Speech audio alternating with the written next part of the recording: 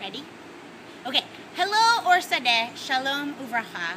Hello, from Austin, Texas. I am making you a really messy video, thanks to my friend Kelly, in between classes, so excuses for being short. Israelis. I talk really fast, and I need to air it. And also, here are some words that you can look up or will explain. I'm going to use this word a lot, authenticity, because that's super important to Reform Jews. And we're going to talk about ethics. And we're going to talk about the big picture. Here are some things I like about Reform Judaism. You can be an authentic Jew and an authentic part of the modern world. You can learn so much about time-tested ethics from Judaism and also apply them to the modern world or postmodern world. I like about Reform Judaism that we care about the big picture and that we have a lot of openness to the meta-ethic. So let's say, hypothetically, our country is trying to decide whether it's legal for gays to marry. And we know that in parts of the Bible it says being gay or acting gay is not okay. However, we also know that in the Bible it says that we should love our neighbor as ourselves, and it says that everyone's created in God's image. Those are the meta-ethics, and we care more about those than one little verse that says, don't be gay. So Reform Jews care more about the big picture and the big ethics and big values in Judaism than about a small law about what you do at your house. Reform Jews are trying not to be hypocrites. So when you show up at a Reform service, we try not to say stuff we don't believe. So we don't wish that we could be back in the days of old like some other movements do, because Reform Jews don't want to do that. We want to live in the postmodern world. And also, we don't say that Jews are better than everyone, or at least we try not to. I think in Havdalah at Green you still say that.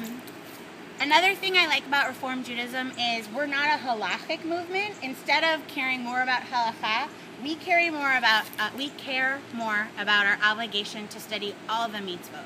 So, for example, we want our kids to learn what Shabbat can be like, or what the ethics of Shabbat are about, and not just that you're not supposed to tear toilet paper. So we're obligated to learn more about Shabbat, and then if you decide not to tear toilet paper, or you decide to tear toilet paper, that's your business. We don't want to be involved in that decision. Most of the things that we do at Reform Jewish Sleepaway Camp are to elicit questions from our kids or to use an experience to teach. This is why I get really upset when you people put cheese on your burgers. Here's why. This is how we teach about the history of Judaism at a Jewish camp. We don't have cheese on our burgers or our hot dogs. So then kids have to ask, how come there's no cheese? How come there's no milk? And we can say, some Jews don't mix meat and milk. And then when they go home, they can have a bacon cheeseburger. That's their business. But at least we're teaching them some history of Judaism. I'm losing some of my pages. The main thing I think that Reform Judaism does well when we're at our best is connect with Jews across space and time. For example, we're celebrating Israel's 65th birthday in Austin, Texas, even though we're super far away and most of us are not Israeli. And in fact, in the class we're having, only 3 people have ever been to Israel, but we're all celebrating Israeli Independence Day because we want to connect across space. And then also we want to connect to Jews across time. So we connect to the past, present, and future of Judaism.